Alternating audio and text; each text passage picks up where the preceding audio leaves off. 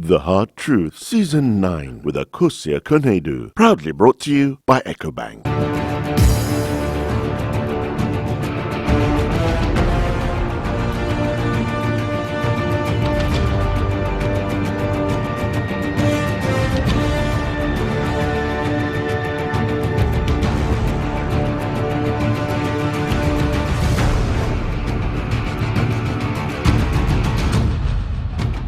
Happy New Year and welcome to The Hard Truth. Now, in 2015, there were some puzzling rumors concerning the AmeriPower deal and the EC's budget for this year's election, branding of the MMT buses, among others. Tonight, the founding president and chief executive officer of the IMANI Center for Policy and Education will join me to discuss these issues. Mr. Franklin Cudjoe is my guest, and this is The Hard Truth, proudly brought to you by EcoBank, the Pan-African Bank.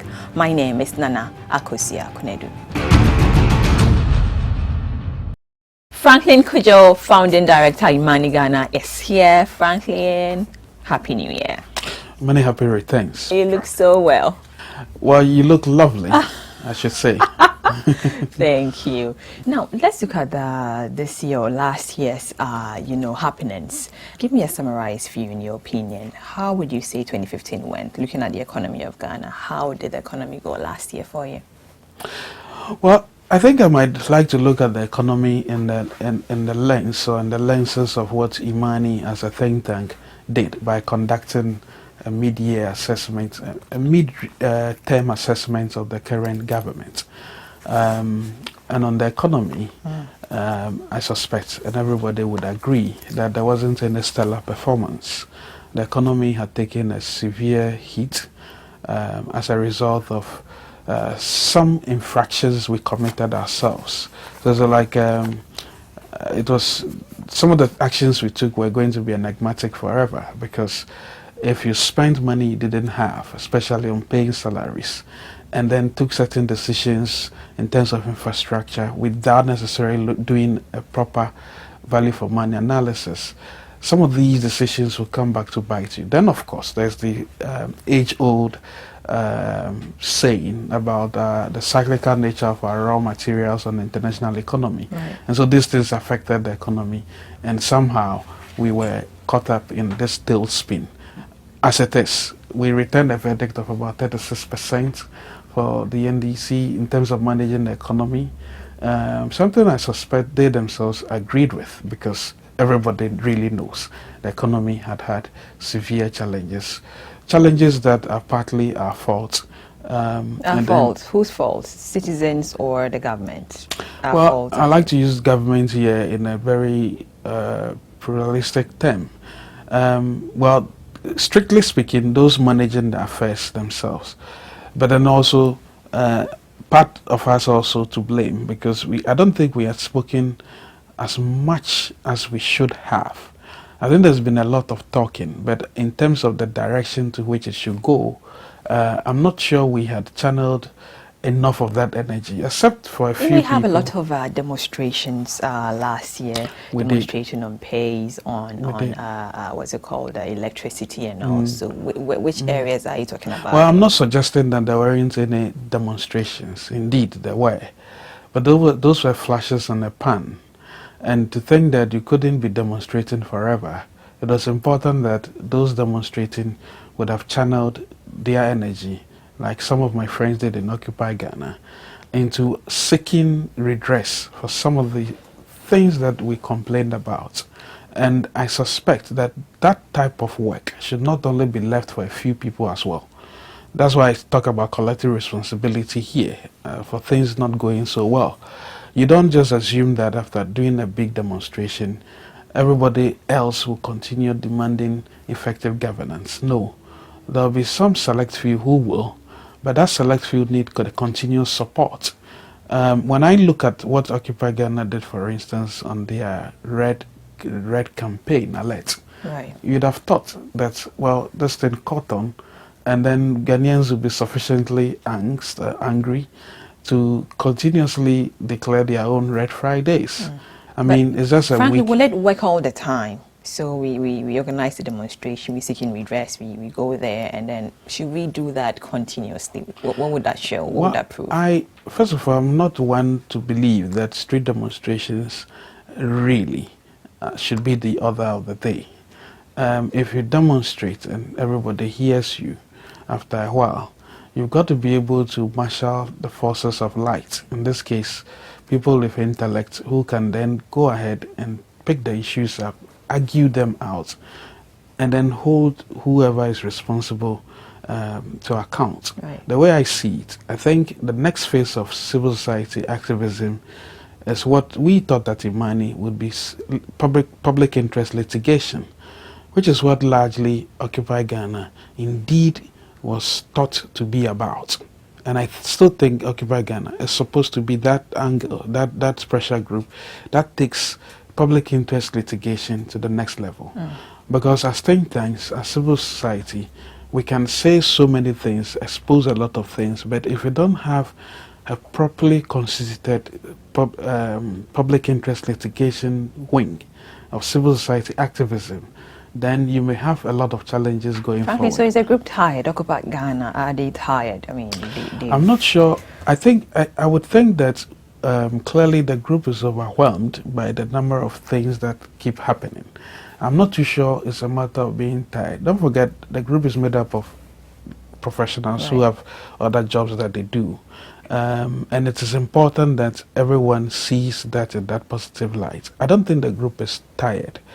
I would say that the group is overwhelmed by the fact that, one, you are not getting the exceedingly necessary support from the rest of the citizenry, even though they still see Occupy Ghana as a leading public interest litigation group. So I think I'll leave it there, really. So would you say overall, was 2015 a good year? What would you say overall? It wasn't a good year, because if you look at the fact that we had the severest forms of energy challenges, clearly it was not on. And to think that the promises that were being made in order to end the doomsaw, or whatever the power minister calls it, because the power minister has a different definition for doomsaw. He feels that doomsaw is different from Load shedding. Load shedding. I don't know what that means, but he says so. To think that that took a significant toll on businesses and to some extent employment, because some people lost their jobs. We at IMANI had to be spending quite a sum on buying fuel. In itself was quite debilitating. And I think, clearly speaking, 2015 was, I think, our lowest really. And if you think that the macroeconomic figures, indicators are essentially not looking, or were not looking, or didn't really look good, that is not a year to behold and to be proud about. So what should have happened last year for Ghana to be there, like up there? I wouldn't just say that what would have happened out of the blue, as if something magical would have happened anyway. Right. The reason why I say this is because the kinds of politics we have, the kinds of governance system that we have, one, it's not the one that lends itself to a greater focus on policy outcomes. There's a lot more of the heavy politics.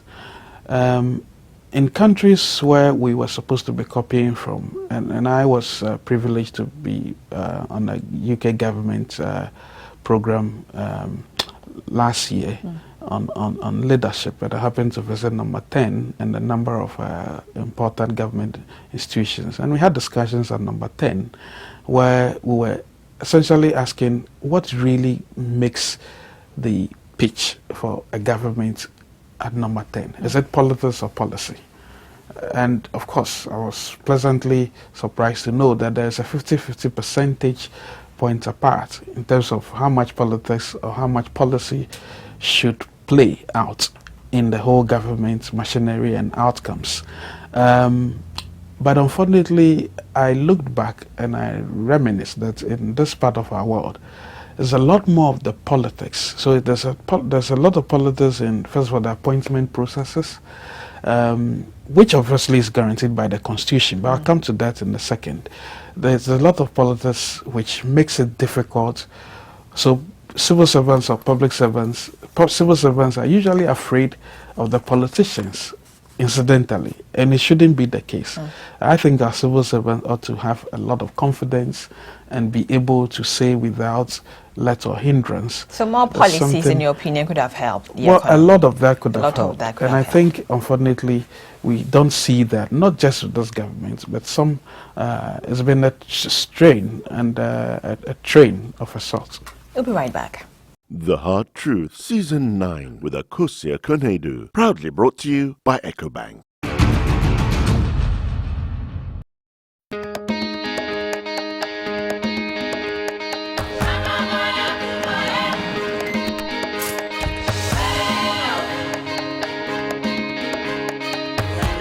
At EcoBank, we see a great future. One that's full of opportunity for those who want to be the best. With over 1,000 branches of a single bank across 33 African countries. It's a future where trade can flourish without boundaries. The future is breathtaking, with enormous cross-border investments helping business and government build new infrastructure, while individuals achieve their ambitions right across Africa. The future is Pan-African, and EcoBank is the Pan-African bank. Welcome back to The Hard Truth, proudly brought to you by EcoBank, the Pan-African Bank. Franklin Cudjoe, IMANI, Ghana's president, is here. Franklin, now the two major issues on deals the government entered into that became hot topics in 2015 were the Ameri deal and the branding of the Metro Mass buses and all. Now, the Ameri people seek to provide 10 gas turbines to Ghana at a cost of 102 million a year within a variety cost of 16.6 million every year for the next 5 years. And ASEP accused the Prime Minister of deceiving Parliament, and he held the Parliament to cost about 411 million to buy the 10 gas turbines. What would you say to this, sir? Well, Nana, I'm not too sure the Ameri deal and the bus painting of a sort were the only controversial issues, really. I mean, in terms of the size of the issues, I think Kapa also indeed had some fair amount of noise, some mileage. But just to say, with Kapa and indeed the Ameri deal, I had the opportunity to actually tell the Chief of Staff and publicly that I think it is to be important for the government to give us the tools to be able to defend them internationally. I don't want to be surprised as a citizen to learn about some of these energy deals in international media, even if they are tabloids. The fact of the matter is that the way it will be, the way to be reported would obviously have some impact. Imagine if this was carried by a UK newspaper like The Sun or The Mirror. I mean, the way they would have mocked us, it would have been totally shameful. Right, so it's not value for money for the taxpayer in Ghana. Well, back to that question. Obviously, some of these deals, the challenge with them really is that we never really saw the contract for Kapa, for instance, and I think that was an infraction. So to be able to make a definitive argument about the value for money, it would have been helpful if we also saw the deal, for the contract for Kapa. I've never seen it. We've been looking for it. The Ameri deal, if there's any indication of how the Kapa deal was probably constructed, then or contracted itself, looking at the Ameri deal, then it gives a lot of cause for worry. Because clearly speaking, for me, the Ameri deal really doesn't sound like a value for money deal at all. I mean, if you had money to lease something like that, it was probably better, given the fact that there was already existing infrastructure that could generate the same amount of power why not invest in those amounts? The government would have argued that, well, we are not paying anything upfront. But I'm not too sure that argument is essentially valid. So I think that there was just a lot of secrecy surrounding the deals, and I don't think that was helpful. And we got surprised because an international media had to somehow expose it. Don't you think it's because Parliament approved, so it's assumed that it's okay? So don't you think Mohammed said we're deceived in Parliament, and then the minority said the same thing? So don't you think that, you know, when the deal was taken to Parliament, it was quite fishy, and you know, the parliamentarians had to agree on it? Well, those parliamentarians who came out to speak possibly had raised some of these concerns also on the floor or at the committee level, and I'm not too sure their views were heard, which is why they are speaking. And I think again that I feel a bit let down by the entire Parliament as well, to think that, look, these are important, significant amounts involved in terms of the deals. You cannot pass some of these deals under certificates of emergency. No, not when the delivery mechanisms were such that the units were delivered not on an emergency basis, but almost in a snail-paced manner. So a marriage shouldn't have happened at all? I seriously don't think that a marriage should have happened. You recently called for the government to publish details of the $7 billion gas agreement with IMANI and Vital. And since you know, Claire has reached about the deal and to avoid the hula baloo around the Mary deal, do you believe there are potential suspicions, revelations to be made looking at the current happenings with the Mary? Well, if the Mary deal was essentially based on gas, really, then I think the pricing of the gas is wrong. Because you see, gas would continuously be cheaper, and it should be cheaper internationally. If you are looking at almost 6 cents per cubic feet, I think, then clearly speaking, the 9 cents. 9 cents. 9 cents. Well, 6 cents from Nigeria. I think we are buying gas from Nigeria at 6 cents. Why should the ones we produce here be costed much more? So that is where I think that we need to look critically at the deal. It's the same vein if you look at some of the way we've priced some of these, the electricity from the Mary deal and even the car power deal. It doesn't seem to make a lot of sense.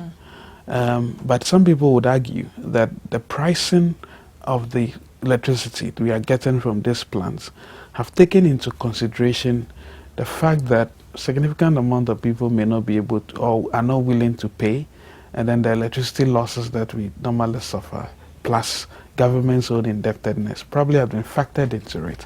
When you do this type of analysis, you don't present the true economic picture of the product you're selling. So for me, any deal, the reason why I say that it should be devoid of suspicion is solely because the pricing mechanism for the outputs, which in this case is the gas, looks a bit faulty. In the same vein, it will also be helpful that these are uncharted waters. Well, how do we arrive at the 9 cents? How do we get there? Well, which is a good question, because I don't know how did they arrive at the 9, given the fact that are they expecting that the price of gas would rise by that time? Is it possible?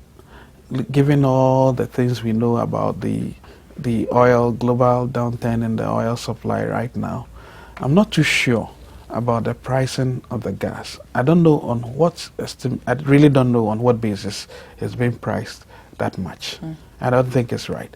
And I think we are even buying gas from a turbo gas much more, which is about 12 cents already. I mean, if you are producing your own stuff and you're selling it to yourself more than we buy from Nigeria all the way from 620 something kilometers away, then clearly speaking, something must be wrong. But frankly, really, what would you say about the rebranding of the buses? Over $3 million, I mean, Ghana cedis. What would you say about that, the government buses? What would you say about Frankly, I was worried that the people were too surprised about this, given the fact that, you know, some of the bigger problems we've had with some of the, of course, some of the allegedly corrupt issues that we've dealt with, which are far more bigger and higher. I think the reason why this has traveled that far is because I'm sure the oil money, which was supposed to be used profitably, has unfortunately part of it has unfortunately been given to someone who runs an ad agency of a sort in order to brand buses.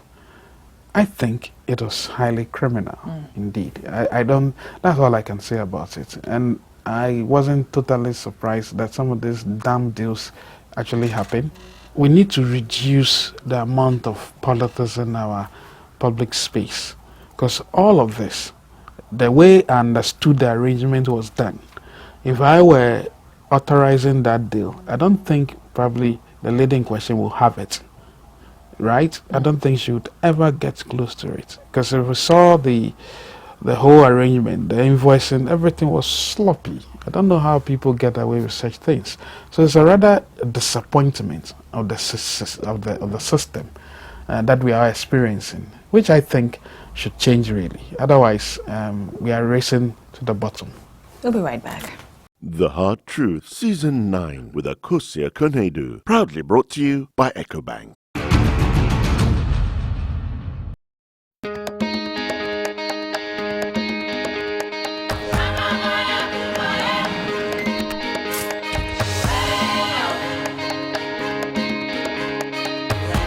At EcoBank, we see a great future.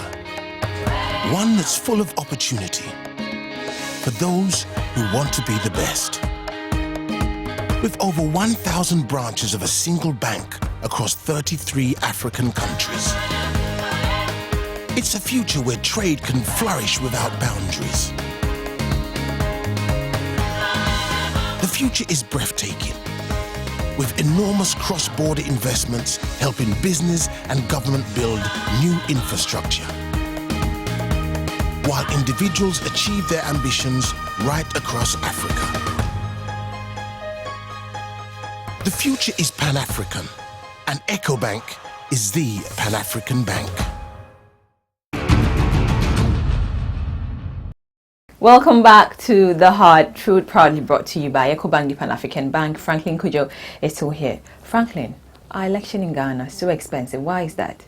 Well, it's expensive because, again, of politics. You see, if politicians have done the needful, which is identifying everybody properly, if the National Identification Authority's work had been allowed to continue so that we can identify people properly, and no need to use electoral cards or whatever it is. You know how much you would have made in terms of savings on this coming election? How much? About 250 million or so, about 250 million cities. Now that can put roof over schools that are without shelter, about 16,000 of them. Let's put them out. I'm saying this because if you compare that of the UK's, that's about 70 billion pounds, 70 million pounds. That's about 480 million Ghana cedis. Yes, and your election, right? And the UK has an electoral rule which is 4 times bigger than that of Ghana.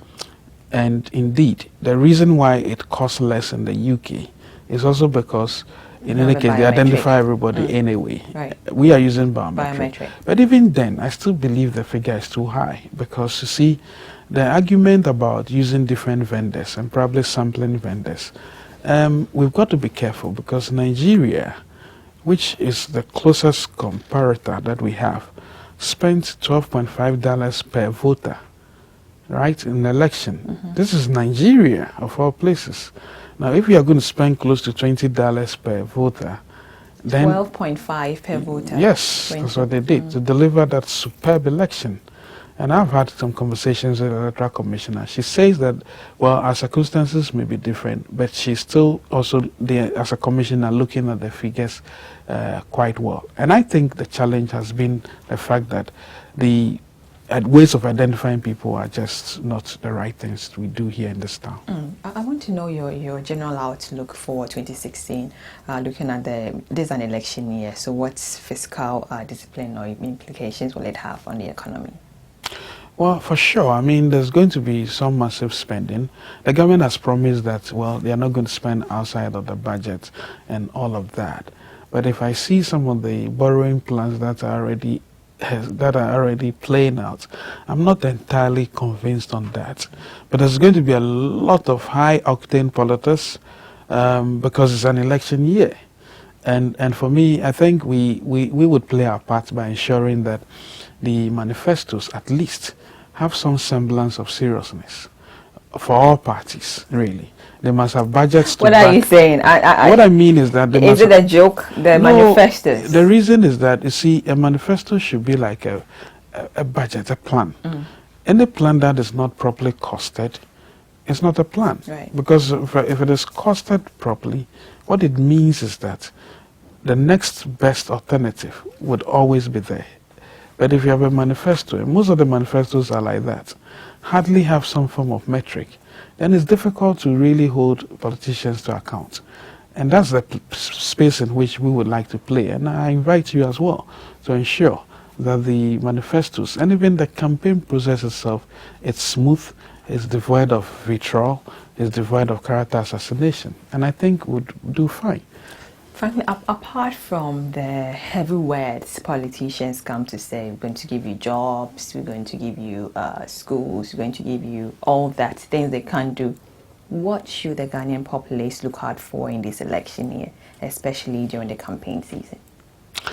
I think if there's one group of people who have been promised a lot, but haven't seen a lot happen, as Ghanaians, I probably will leave them with that they should take into consideration a lot of the promises that are going to be made, those that have been made already, and actually quantify and justify who they believe would be the best person to rule this country.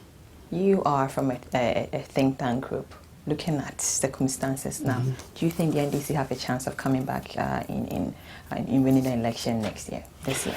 Well, an African election is an interesting one. There are all kinds of permutations. By the stroke of midnight, things could happen. Nobody knows.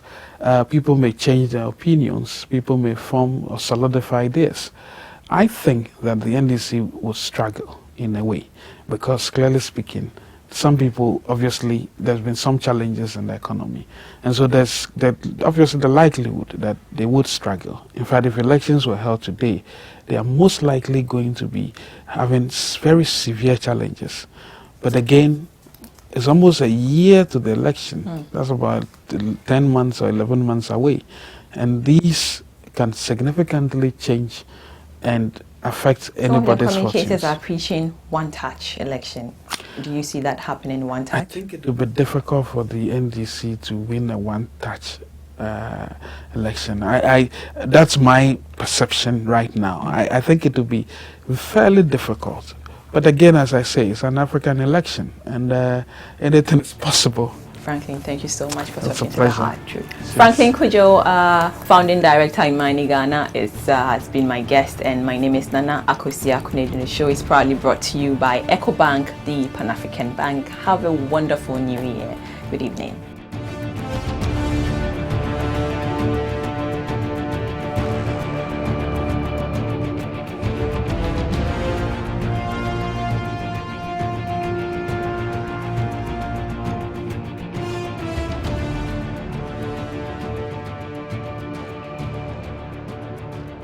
The Hard Truth, Season 9 with Akosia Konedu. Proudly brought to you by EcoBank.